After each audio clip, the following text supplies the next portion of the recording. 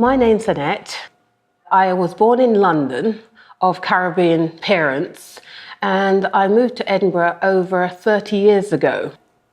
So I've been in Edinburgh quite a long time now, and my grandfather is actually Scottish as well. This dish is very, very special.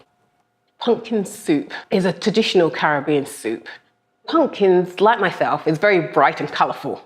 When you have colourful foods, anything which is very bright and colourful, it's very nutritious to you, and it actually gives you a lot of energy. It's like tasting a bowl of sunshine.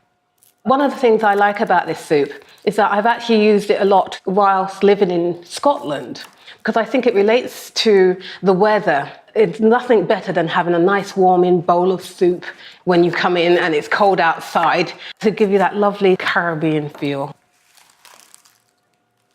My mum and dad came to England in about the end of the 50s, and they came to find work here in Great Britain. And then they met up and they got married. My dad was actually in the army, the RAF, so he was actually stationed around Scotland. So that's where the love of Scotland comes from, because he was in Lossiemouth and all those areas. My mum is one of 13, so she's got quite a large family. And unfortunately, my mother passed away when I was very young. So I had to cook for the family at a very early age. And that's where my love of cooking came from. Because my aunts were from the Caribbean as well, they showed me how to cook Caribbean food as well.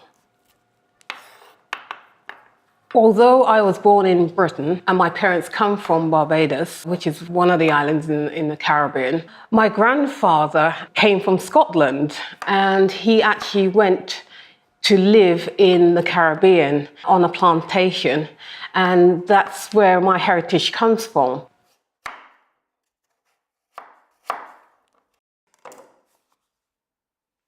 Sharing food, it has a huge impact on me.